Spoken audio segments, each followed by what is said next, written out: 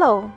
This video is extremely important because if you see these prophecies indeed happening in a couple of years in the Middle East, that will be a sure sign that we are in this timeline, because the timeline of the end time events is the same in the Bible, in the Islamic literature, and also in verified prophecies as those of Irmaier and Jani.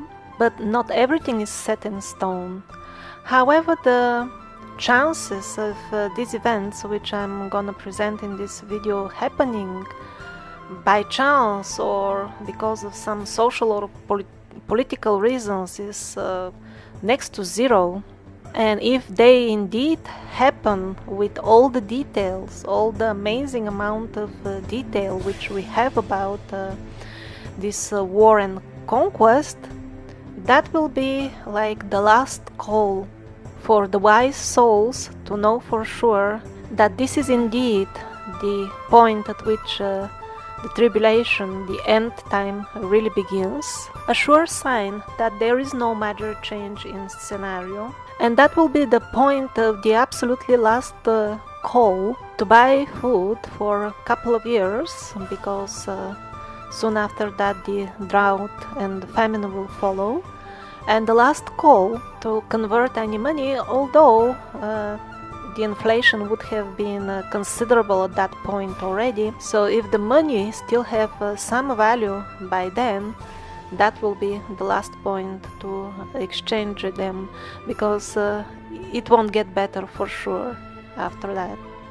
If you see these events unfolding as I will present them in this video, based mostly on Islamic sources, this will be an absolutely sure sign that there will be no rest after that. Everything will follow then in weeks or months. There will be no rest for about 7 years.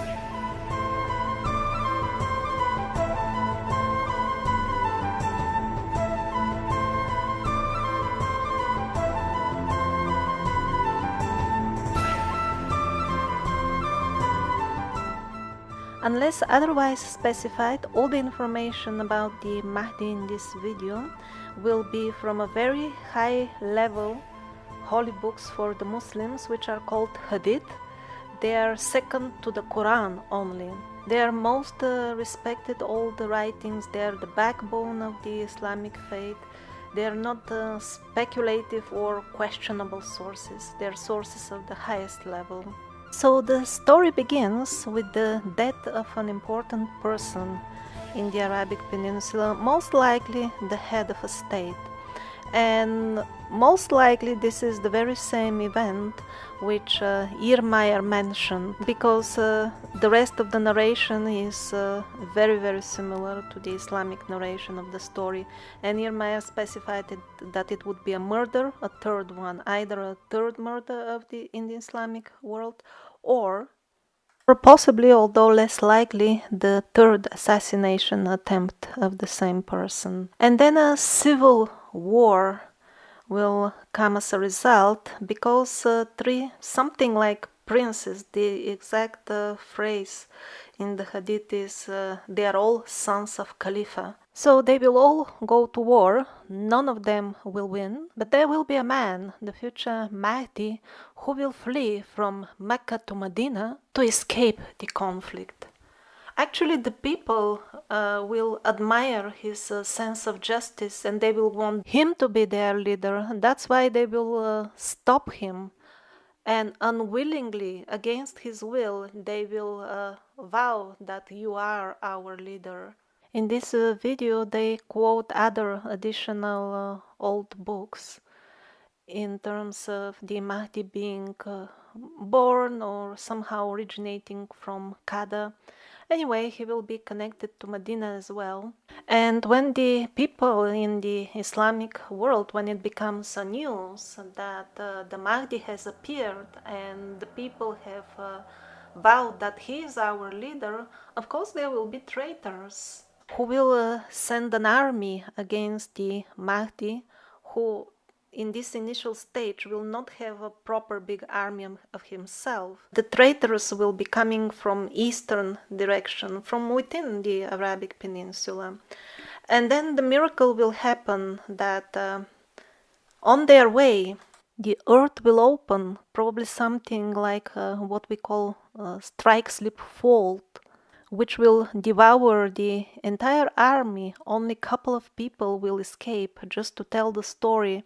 And it will be important to know that this happened because this is the sign recorded centuries ago for the Muslims to know that at this point they should join the Mahdi, who will unite the Muslim world for a good cause. This army will fight all the way through the end of the tribulation. It will be reduced at the end to a very small group, but they will never give up, and at the end they will belong to that side at the war of Armageddon, which will be against the Antichrist, the side of Jesus. As already mentioned, Jesus is a very prominent figure in Islam. There is an entire chapter of the Quran on him only. His arrival is the event which the Muslims are awaiting eagerly. And when they hear about this story, all the armies will start arriving. The first flags that will be seen on the horizon coming will be from Afghanistan. This story is very important. The Mahdi is mentioned in dozens of verses from the Hadith, and there is an open call, like an instruction. When you hear about the flags from Afghanistan approaching, go and join this army of the Mahdi, of Christ, even if you have to crawl on snow. Because the false messiah, or what I have been calling so far in my videos, the parasitic dark side, this will be like, to defeat that will be the most important thing to do at that moment on earth. There are many signs described in the Hadith which should happen before the arrival of the Mahdi, and those who study the Hadith, that's quite a complicated science subject. Many of them agree that most likely the Mahdi is already born. And so the timing, which I suggested and explained in the previous episodes, of this starting to unfold within 2 to 7 years, is quite reasonable, also taking in mind the signs of the Hadith. So the Mahdi will be the leader of the United Muslims for 7 years. And during that reign, there will be time when the caliphate will be bigger than any other Islamic caliphate in the past. At a few points in history, there were quite big Islamic caliphates. So when it is said that it will be even bigger than that, that means quite big. But there is absolutely no indication when exactly will this happen during the tribulation period. Because after the tribulation on the new earth, there will be no concept at all as conquering territories to make them part of our state and all that type of nonsense. No, the land will belong to the people who live on it. So this caliphate is supposed to be sometime during the tribulation, but don't be misled by any interpretation which tells you a sure moment in history during the tribulation when this will happen, because there is no such indication in the Hadith. And the army of the Mahdi will fight throughout the tribulation. There will be major wars, much bigger than the one I just mentioned, which is just a local civil war. So it can happen at any time, or even after the descent of Christ. Because I noticed in a number of European and Catholic prophecies, there is this description of how Christ, after defeating the Dajjal at Jerusalem, the Antichrist, the Dajjal is the Islamic word for the Antichrist, he will be coming with this small group of army, which defeated the Antichrist, he will be going gradually in direction west throughout Europe and restoring law and order. So since the army of the Mahdi will be one of those armies which are part of those opposing the Antichrist during Armageddon, that's why maybe the fact that they may reach all the way to the southern Europe during that time, that could also be interpreted as large caliphate, but I think this is the least likely scenario. Most likely, the time of the huge caliphate will be during the tribulation, because there will be lots of war, and in Nostradamus and quite a good number of other prophecies from all kinds of sources in Europe, we hear about Muslim military presence in Europe during the tribulation. So that is the most likely time of the big caliphate. I changed a little bit the wording in this chart. Before I said invasion in Europe, but the military presence is much more precise, because in the Islamic sources as such, there is no invasion of Europe at all. The only mention in the Islamic sources of such possible presence is when the Romans, which it is clarified, that means like the Europeans and also the Americans, that is like USA and Canada, that big group is the Romans. The Romans will make alliance with the United Muslim armies, and they will fight a common enemy, and they will win. It is extremely likely that this is that very same East-West massive war which we heard about from Jeremiah and other European sources.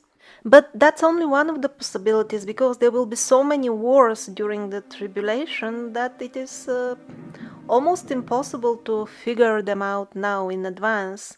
Like, for example, there are lots of verses from Nostradamus, how the Muslims' military presence is there in Rome. Presence, but is it really that they are invading? Definitely they are all over the Mediterranean. There are prophecies about that. But what Jeremiah says is about this 4 years long war in Italy. He says it seems to be some kind of a religious war, because the clergy is very much prosecuted. Yes, but the clergy is prosecuted by the Antichrist, not by the Muslims, so it will be extremely complicated, which is not amazing. We are already in such times when from the mass media it is not even clear who is fighting who exactly. Here we find details about the 3 main fronts on which the army of the Mahdi will fight. First of all, this internal civil war. They will defeat the Muslim traitors. That will be their first major victory. And then it says that they will fight the Romans. That will be again in Syria. There will be another major war in Syria. And a lot of detail is given about it in different Hadith verses. That will be a war with very high mortality rate. Only 1% of all participating soldiers will survive. The environment will be so toxic and radioactive that even the birds will fall from the skies in the vicinity. So that war maybe can be expected somewhere in mid-tribulation time. Maybe, I don't know. Because it will come after this alliance with the Romans. After that, skirmishes will arise. There is a description. First of all, it will be quarrels between a couple of soldiers, which at the end will turn into war, and 80 flags from all around the globe will be lined up against the Muslims in Syria. Syria will also participate in the War of the Three Princes, Will it be the center? That is not mentioned. However, the War of the 80 Flags will be surely culminating on Syrian territory. When the Muslim soldiers see that massive lineup of armies against them, they will simply decide we have no chance, and 1/3 of them will just desert the battlefield. It will be such an uneven battle, but they will win only because that will be the will of the Lord. This will be definitely one of the major battles during the tribulation and the worst battle so far in the known history. And although the army of the Mahdi will win, they will not rejoice their victory, first of all because there will be a very small batch surviving all that, and second of all is that they will have no families or houses left to see any point in celebrating. This war of the 80 flags in Syria will be relatively short. Actually, the battles will continue for 4 days, and it will develop like this. On the first day, the army of the Mahdi will send their people, and none of them will return. On the second day, again they will send part of their army. Not a single person will return. On the third day, again they will send people, and none of them will return. And then on the fourth day, they will send again part of their army, and they will be victorious. But only because the Lord will make these arrangements. The very word Mahdi means guided by the Lord. The Mahdi will eventually interact a lot with Christ, and during all these years of the tribulation they will be fighting the Antichrist, although they will know from the old books that only Christ can kill him. And there is a hadith verse about the Mahdi that he will clean the world from the corruption of the Antichrist. It doesn't say at which point exactly, but for me this would be most likely at the end of the tribulation, when he might be a part of this small group that will be going with Jesus from Asia all the way to the lands of Europe and restore justice.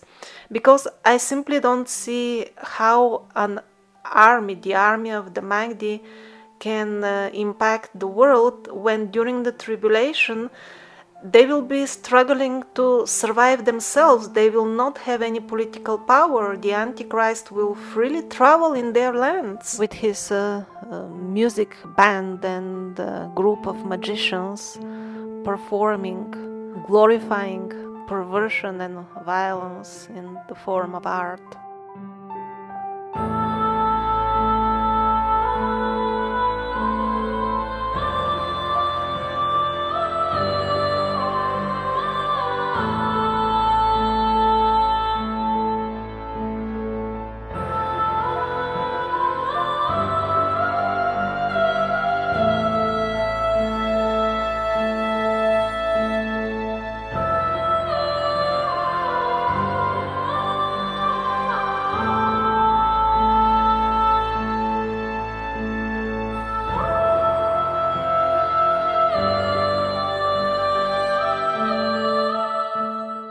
So sometime around the War of the 80 Flags, the army of the Mahdi will also conquer Constantinople, which is in modern words Istanbul in Turkey. And here we are given a hint about the time frame in which to expect all this. The Great Fierce Battle, that is the battle of the War of the 80 Flags in Syria. And then the conquest of Constantinople is mentioned, and then the emergence of the Dajjal will happen within 7 months. Now, unfortunately, there are different versions. In some versions of this story in the old text we find 7 years instead of 7 months. So usually 7 months is considered to be correct, because if it is 7 years, it almost leaves no time for all other battles, because the entire reign of the Mahdi and the entire tribulation will be 7 years as such. So 7 months seems to be the right time frame. And that's why I have placed this Assyrian war with a horizontal arrow instead of vertical, because it can be anywhere during the first time of the tribulation, or even towards the middle, because the appearance of the Jerusalem Messiah, the false Messiah, is not also pinpointed in time in the Hadith, nor in the Bible. In the Bible it is clear, and from many places it is clear, that the reign of the false Messiah will be towards the very end of the tribulation, and it will be relatively short. However, the first appearance could be as early as the beginning of the tribulation, because there is this famous quote from the Bible that he will participate in signing the 7-year covenant, which will be the official biblical beginning of the tribulation. Or maybe the appearance of the Antichrist is the mid-tribulation moment, when there will be this biblical episode with the two witnesses, when he declares in this temple of God, whatever that means, in Jerusalem, which by then is fully functional. The false Messiah proclaims himself to be a god, and godly people in the Bible it is 2, in the Hadith it is 1, tries to openly warn the people that this is the devil right there in the temple, and the Antichrist kills him on the spot. Him, or most likely them, because this part of the story is given with more detail in the Bible. So that is the most likely point in time when maybe the Hadith refers as the appearance of the Dajjal. Or if it is not, then it is his rule towards the end of the tribulation, when he openly tells all people, either you worship me, or I will kill you or imprison you. Luckily, he gets only a few weeks to attempt to do all that. There will be opposition to the Antichrist's cobweb of deceit all over the world. However, in the Muslim regions, it will be religiously based, while here in the West, not so much. It will be more on personal level, or the segment of the alternative media which is not corrupted, which unfortunately is a very small segment of the alternative media. But it exists, and I use the word parasites. They are more popular terms for the dark forces in the other types of alternative media. While in the Islamic world, because they have much more information on the exact events which are unfolding and will be unfolding from the Quran and the Hadith, that's why they know since decades that the Dajjal, the Antichrist, is coming, and the entire digital slavery and bank slavery is a Dajjalic cobweb, so to say. The type of corruption and the type of social structures which will be spreading it, they are already in the Islamic literature, and the people in the Islamic world recognize them as such without a doubt. Just a small example, do you know that many banks have special accounts for Muslims without interest? Why? Because they have good detail on how the banksters will be part of this Dajjalic Antichrist cobweb. And that's why they were instructed to have nothing to do with all this money lending deceit cobweb. All these high-level bankster scams, they ultimately boil down to lending and entangling people and entire nations in this debt cobweb trap. So the Islam was clear. Any Muslim has nothing to do with this entire nonsense altogether. And many other purely practical instructions, which were probably also there originally in the Bible. However, it got edited in the Middle Ages. That's the problem. And edited by who? Exactly, by the party which will now support the Antichrist. Some was edited, other parts, I believe, just the language was made confused in such a way that will allow multiple interpretations. That's why the Christian world won't be able in any case to put up any meaningful religion-based resistance to the Antichrist, just because there are so many possible interpretations of the Bible that it is out of question that they will ever come to agreement. While we have Islamic sects, but the differences between them are very minor, just because the text they're reading is much more, they have much more information, and the language is much more understandable. There will be many Christians as well. Some of them will belong to the Christian sects which are relatively more pure, and they will figure out the deceit based on the Bible information. There will be such people as well, but they will be just exceptions. This doesn't mean that more people will get saved from the Muslim regions than the Christian. No. I'm just saying that amongst those who will get saved, because people from all nations will get saved, it's not that certain religion is better or will give you higher chances. No, it will be, the judgment will be on absolutely personal level. But what I'm saying that amongst those that get saved in the Muslim regions, it will be more religion-based, while in the Roman Christian regions, it will be for other reasons, more personal.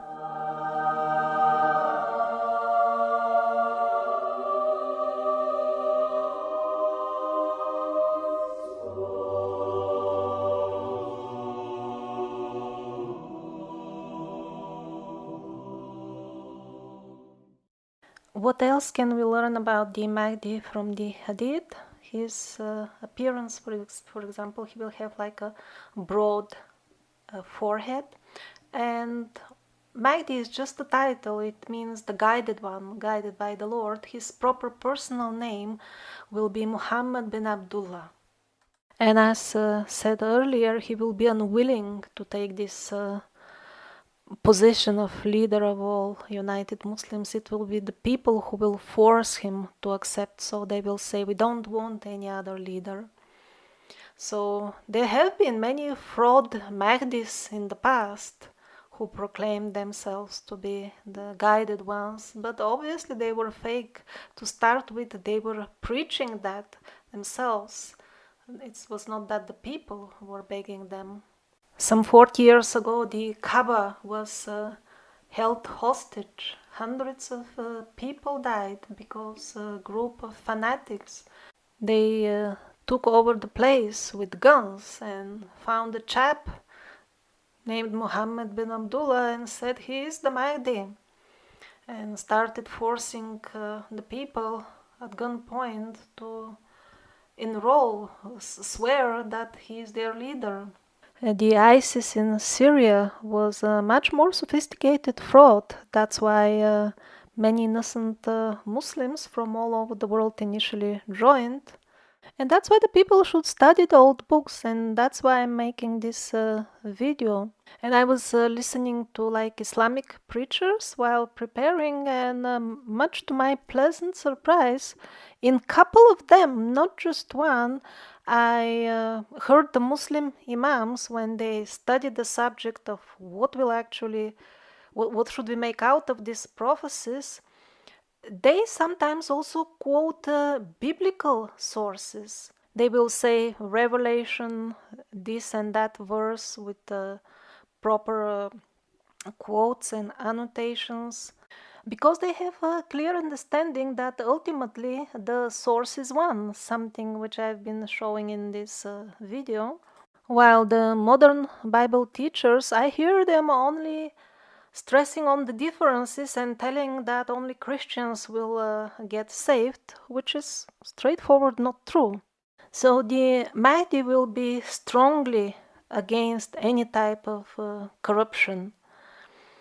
And here is a description how he will treat the people of other religions which happen to be within the boundaries of his caliphate. Amongst the people of the Torah, he will judge according to the Torah. Amongst the people of the Gospel, according to the Gospel. And amongst the people of the Quran, in accordance with the Quran.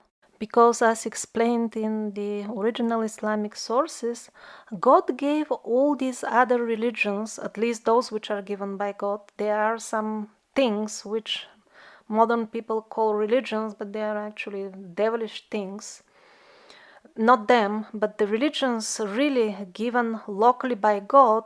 That's how it was intended by God. It's not that the proper Muslims should insist everybody to convert to Islam. No, they don't.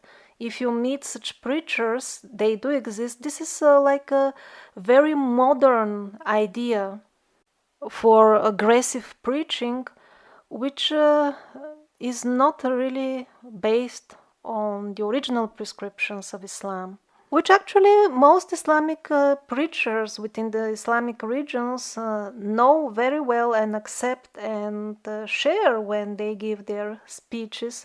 It is only in the West where the mass media has brainwashed many people that Islam equals stupid fanaticism. And all this brainwashing, this is just a very small fraction of it. They have been changing the meanings of the words, in this case the meaning of Islam, just because they are already preparing since centuries the world for the grand cobweb of deception of the Antichrist. The masterminds of this deception, they know very well all these predictions. They know even more. They know that the United Muslims will be against the Antichrist, and they have been preparing the elements from which they will coin the final lies at the proper moment very carefully. And that's why most of the people on earth during the Armageddon times, they will be against the godly people, and they will be convinced that they are against terrorists. Yes, that's exactly how they will call the army of Christ, terrorists and rebels, fanatics, anarchists. And why the people will believe it? Because already the groups which will be participating in this army, they have been falsely labeled with these things since centuries in some cases, or decades. And that's why the people will get entangled in this cobweb of deception.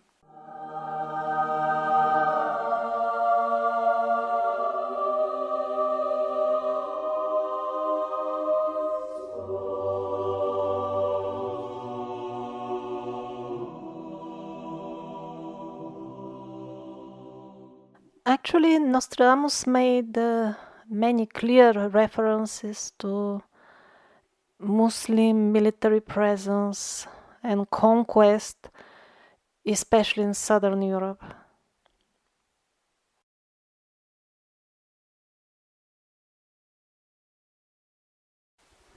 In the country of Arabia, there will be born one powerful in the law of Muhammad to vex Spain, to conquer Granada. Actually, in the Islamic sources as well, they say that the Mahdi will be born in the bloodline of Prophet Muhammad. They too, as all other traditional cultures, still keep account of their proper bloodlines.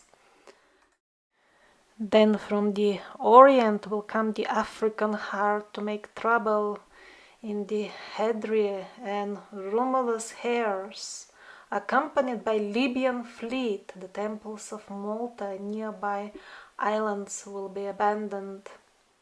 This could be the Libyan division of the United Armies of the Mahdi, or it could be something completely different. Because here we read about cruel sects of Muslims. hiding weapons under their robes. Their leader will take Florence and burn it twice, sending ahead clever men without laws. So this quote in particular makes me doubt that this Muslim presence may not be even the army of the Mahdi, because he will be a guided person, not a man without any law. And also the Islamic sources as well mention traitor fractions amongst the Muslims as well. They won't be that many, but still there will be some of them. So who knows? The way Nostradamus speaks about a sect, this may or may not imply that it is a different fraction, because Set, as channeled by Jane Roberts, actually explained that Nostradamus himself was of kind of limited understanding. For example, in his paradigm, in his imagination, without the Catholic Church, there could be no proper existence. So this is a hint of some sort of fanaticism in his personality, which Seth gave us, and specifically warned us that the Nostradamus prophecies are somewhat distorted by this narrow angle he had. So most likely this hate that transpires here, hate towards the Muslims, is his limited angle of understanding the things. Could be. But he was a genuine seer, according to Seth. So despite the abundant symbolism, which makes it very difficult to understand what he means, there are few things that are clear. From Fez, that is Turkey, the kingdom stretches out across Europe. The city burns, the sword slices. The great one of Asia, land and sea, invades with a big army. That blue Persia cross are driven to death. I think by the great one of Asia he definitely means the Mahdi. From Monaco as far as Sicily, all the sea coast will be left desolate. There shall be no suburbs, cities, or towns which will not be pillaged and violated by the barbarians. Yes, the destruction will be particularly severe in Italy. There have been other reports about that as well. This verse as well is a clear indication of Muslim presence in the Balkans. The Oriental will come out of his seat, crossing the Apennine Mountains, seeing Gaul, a Gaul that is France and Belgium, transported through the sky, the waters and snow, and shall strike everyone with his lance. Everyone, well, there are Islamic references that the Mahdi will rule everywhere, so the correspondence with Nostradamus is quite precise.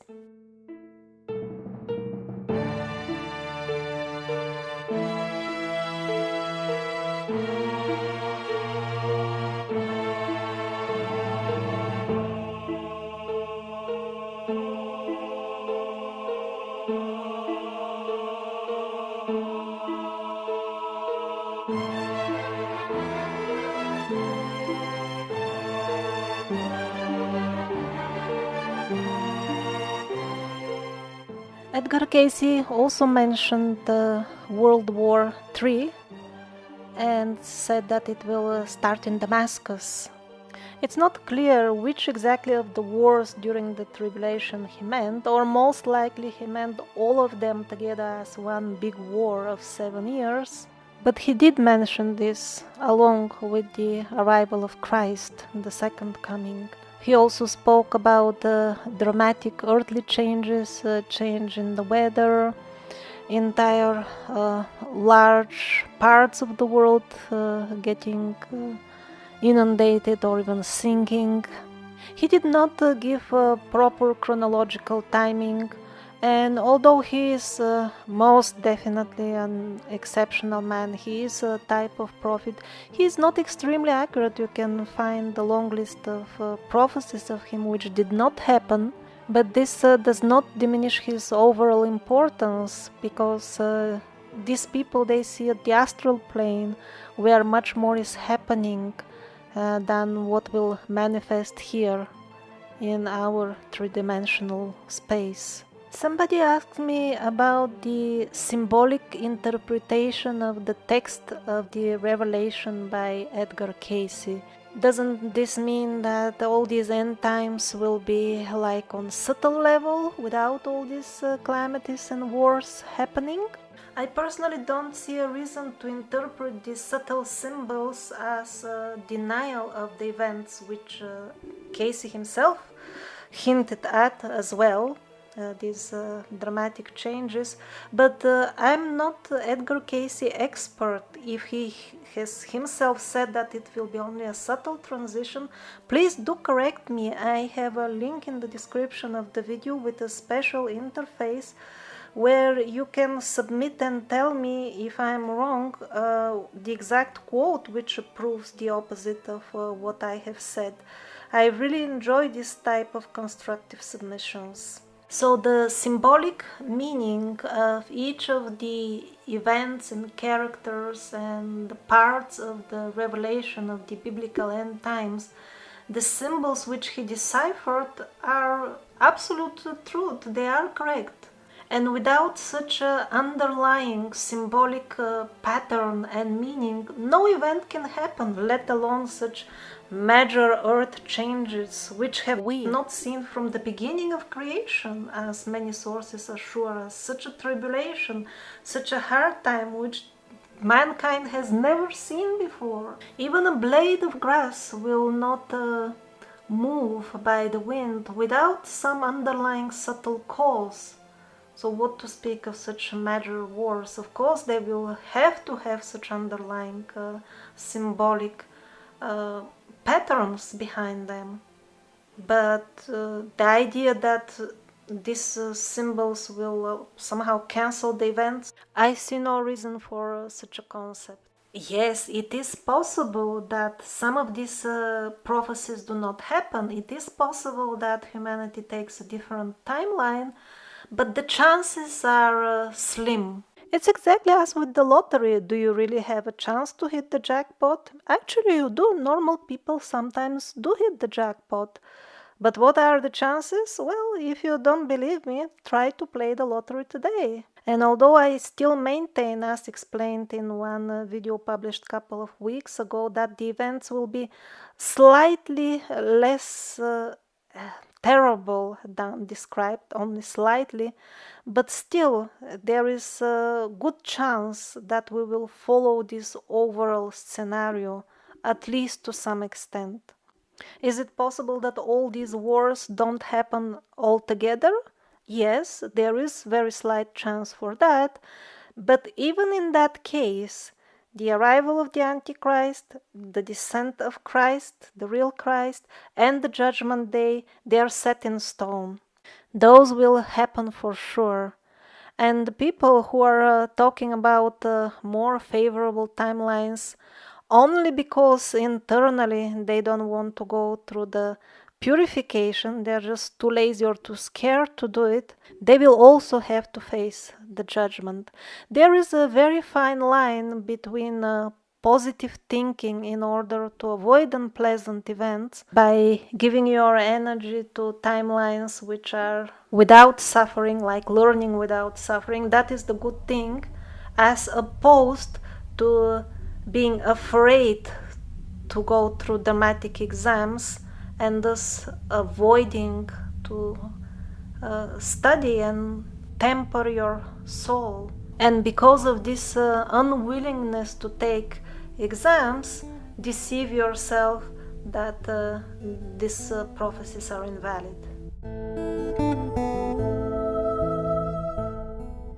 In other quotes from the Hadith, we find that initially the Mahdi would be quite an ordinary person in his life, and the Lord will prepare him for this mission like an intense internal transformation in one night.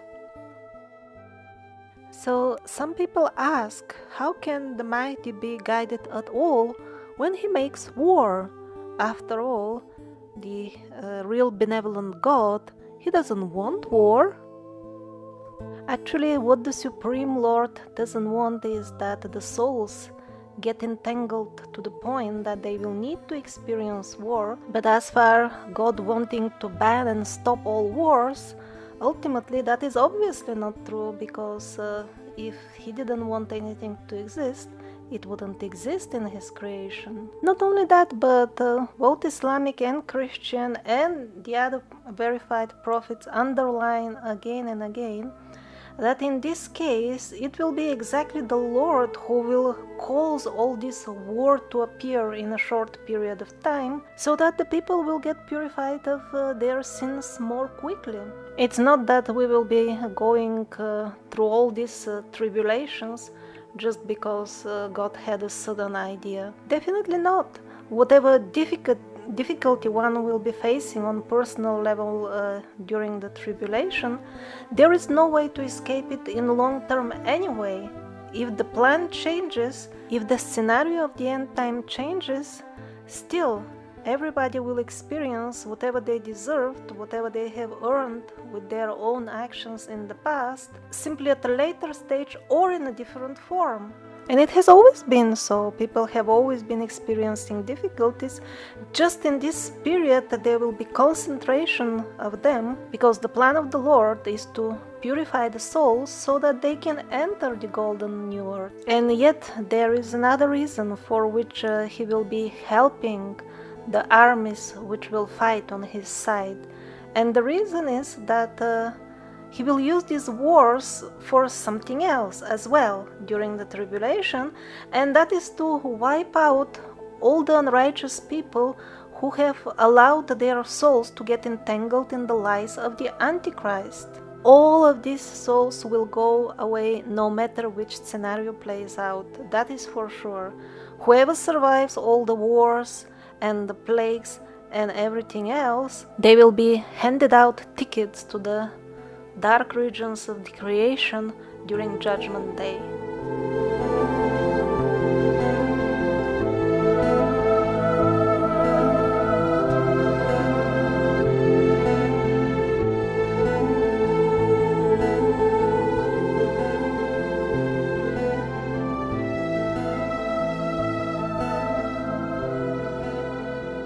If you're aware of any other Bible event or event foretold by any other of the verified, as I call them in this series, prophets, let me know so that I can add it to this timeline. I did find numerous biblical timelines of the end times, which were loaded with dozens of events which are not even found here. But then I noticed something odd, that the events are at different places in the different timelines. I thought that's fishy, and that's why I contacted some of the people who consider themselves scholars and make this type of timelines. And there was a very sad realization after attempting to talk to them. Why these people place the events in completely different timelines? I was expecting that there will be conversation with some sort of evidence and quotes. But I was sad to find out that the people who claim that study the Bible, for them this is some sort of outlet for their own psychological problems. Most of them, to tell you frankly, they're not really trying to find out the truth. They don't care about logical evidence. It is just, it was almost impossible to have a normal human conversation with them, although I approached them really with the intention to learn from somebody who has read the Bible much more than me. I didn't approach them to argue or correct anything they have said. It was just an anonymous message, absolutely from a person without any other remarks. Just could you kindly provide the evidence that this and this event you have placed it here and there? 1 out of 10 at least had some answer related to the question without any evidence. Anyway, but the others, they were frankly speaking, unable to have a conversation like normal people. And are these self-proclaimed scholars gonna lead the people with knowledge during the times of tribulation? No way. And even that 10% who were really sincerely trying to inquire and learn from the Bible, instead of using the trademark of the Bible to preach their own sickness, although they are there, the people will have a hard time finding them, because how will they spot them? For that, one needs first to invest time learning holy books and reading the Bible, which itself is heroic, I believe, given how difficult and confusing the language is. And who is gonna do that? No, not the modern people. Almost all of the official institutions which are supposed to teach, like priests and Bible studies, they have long ago been turned into breeding places for people who use speech ready-made templates originally composed for the far left-wing parties. Most of the modern priests, they seem like the left-wing parties, all the time talking that we should love each other, while on the side supporting programs and campaigns which have nothing to do with any love. So if you wish to add any event which is not found in this timeline, it can be biblical or with Islamic reference, just send me a message and include the exact quote of the event, the verse which describes the event, and second, the quote, the verse which places it at a given time in this timeline.